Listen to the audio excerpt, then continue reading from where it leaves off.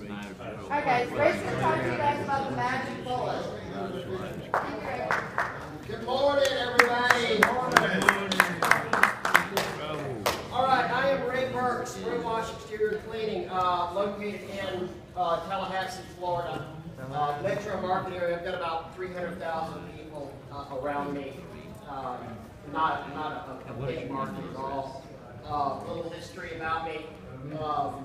I started Spray Wash in November 2009. I was a real estate developer.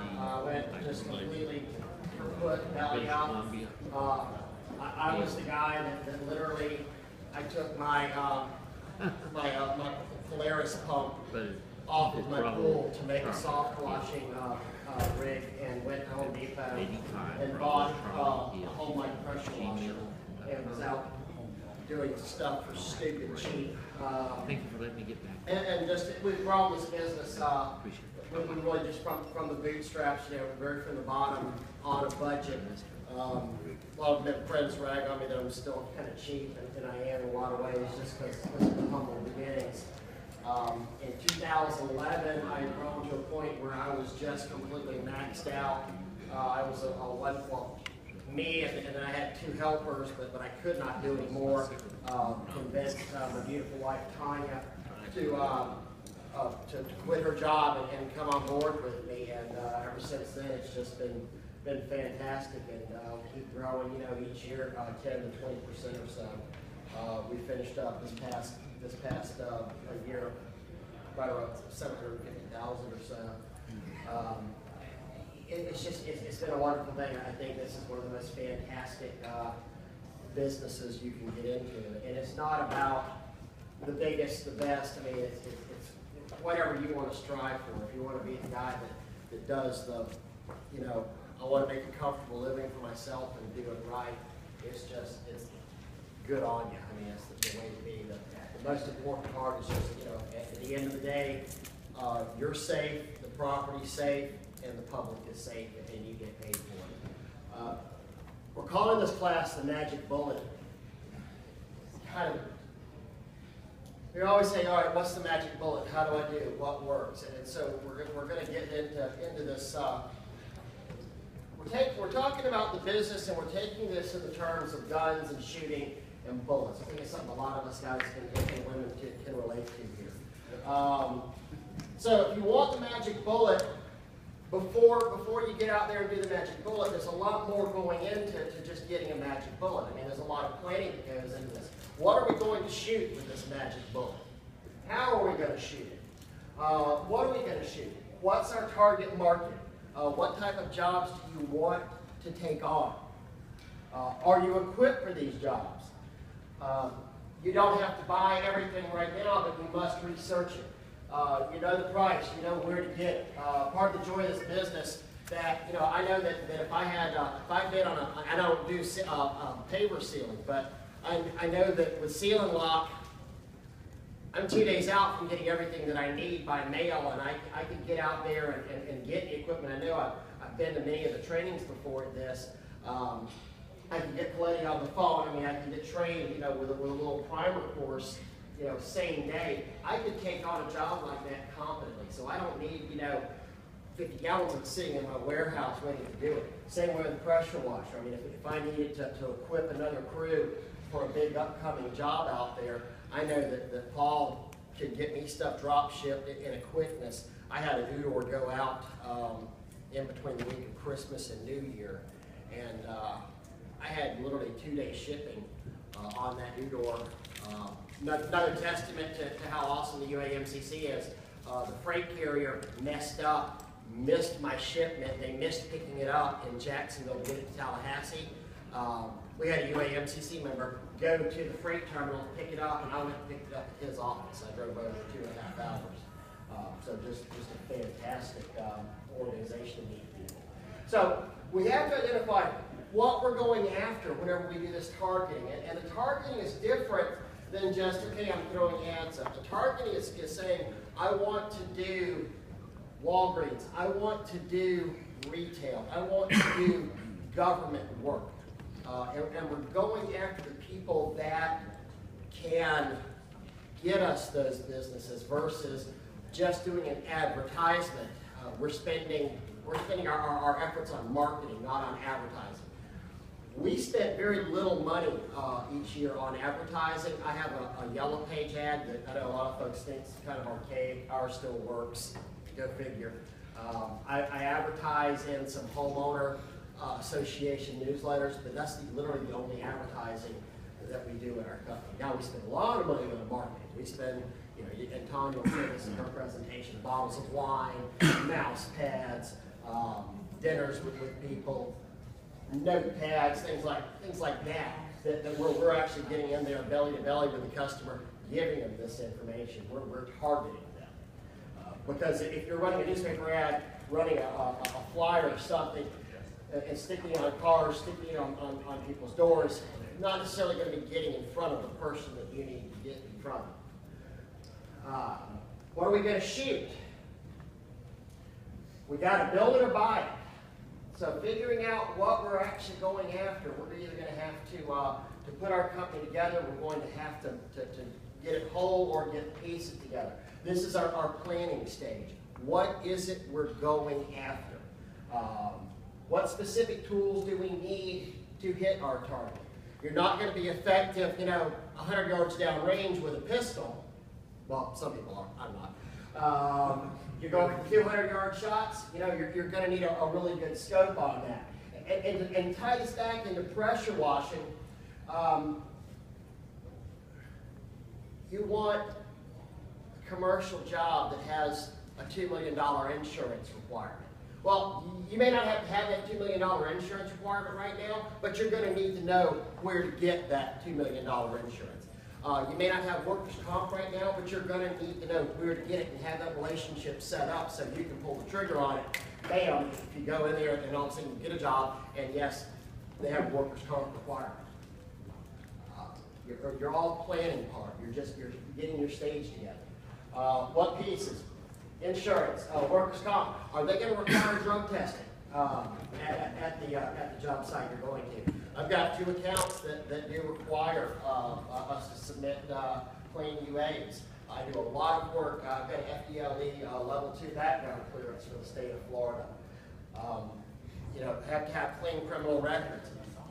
These are all just things to think about whenever you're working with your guys and you're going after some of this bigger stuff, because you don't want to realize your crew chief, your guy that you rely on the most has got some old felony raps on his sheet and smoked pot every day of his life for the past 20 years, and he ain't gonna pee a clean UA for 6 months until all the crap gets out of the system. So just little things to think about. And I'm not saying, it'll be unrealistic for me to sit there and say, okay, I want nobody that ever smokes pot ever to work for me, because it ain't going to happen doing what we do.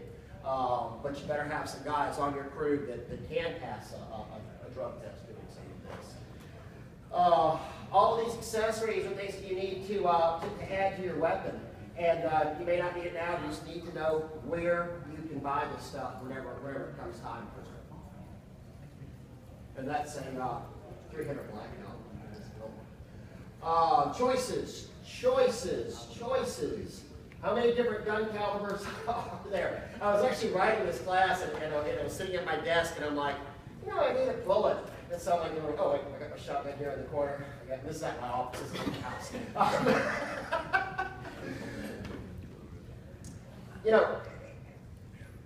Right there, the small one, that's my 380. That's my daily carry gun. That's the gun that I keep in my pocket. My carry gun can be considered my residential house. I mean, that's my good old, reliable, my thing that I have with me. We don't have to only shoot one gun. We can shoot lots of different guns. In fact, sometimes specialty can be the death of you. Targeting is a specialty is great, but you say, well, I specialize only in warehouses, or I specialize only in airports. Well, you might starve waiting for your next airport to come around. So we don't. Most of us do residential to keep that machine fed, to keep the oil, the wheels greased. I have a hood and maintenance crew. I have a commercial crew, and I have a residential crew. The Commercial's great, the large scale commercial is fantastic, but we did a $55,000 project for the Florida Capitol earlier this year, and it was a 90-day payout on that. You know, unfortunately, my guys in the lift company, or my chemical suppliers would wait 90 days to get paid. So we had a lot of expenses on that job, and our residential is what kept us going while we're waiting on that money. 300 WSM. I don't remember the Winchester 300 Winchester short mags. Never understood why Winchester came up with those short mag bullets, but I bought a 300, and I thought it was the greatest gun in the world. Kicked like a mule, so accurate. But you get out to some, butt crack Arkansas, and no mom and pop shop has a 300 WSM. Now everybody has it. You go to a convenience store out in the Benny's that sells fish bait and ammo, and they're going to have 243s. They're going to have 30-06. I look at this as talking and relating this back to the over specialization. You get something real luxury, you better pre-plan on that specialization. Otherwise, your suppliers may not have it. Go for an attainable market as your primary weapon. I want to do airports. I want to do rubber removal from airports on there. Again, like I said a moment ago, you may starve on waiting to get that, or you may find out there's only about 4 companies in the nation that do projects like that. So don't get too specific in your targeting. Don't get too narrow in what it is you're looking to do. Always be on the lookout for other targets. Target fixation. You see this a lot with when they're talking about active shooter training and stuff, and I'm looking at Tim coming through the door there, I'm looking at him, looking at him, but there's somebody right over here, So always keep your field of vision open. Always be on the lookout for other targets of opportunity that you can pick up. We're all talking about government work. You'll hear me talk government a lot. I do a lot of government contracting. Government's huge, and we'll get into that in just one second. Targeting does not mean you can't switch your targets. Like we see on that little shooting gallery here, we have several targets in our view at one time. We don't have to just fixate on one. If I target government work, doesn't mean that all I do is government work. I don't have to say, well, I'm a government specialist. Doesn't mean I don't do houses. I do a lot more houses than I do government work. I'm still a government specialist. It means I need to learn about the target that I'm going after. Don't get caught flat-footed about not knowing what you're going after. And when we talk about knowing what you're going after, it's your research that you're giving to your people. I mean, Google is such a wonderful tool. Other cleaners in other markets are such a wonderful tool. Call them up and say, hey, Ray, you do government contracting. What is some of the stuff that I need to worry about whenever I'm doing a contract, whenever I'm doing a government project like this? Every one of these, Walmart has their own special requirements. Walgreens has their own special requirements. Different levels of government have their own special requirements. So you find out, everything you can about, it's like in politics they call it opposition research, when you find out whoever you're going up against, what all is in his background. It's kind of like the opposition research. You're finding out everything you can about your potential customers. And sometimes it's even on the interview, why are we talking? Why are you talking to me? Has there been problems with cleaners in the past? Have you had issues with things? Let them tell you what their hot points are whenever you're going in. It's an interview process. So much of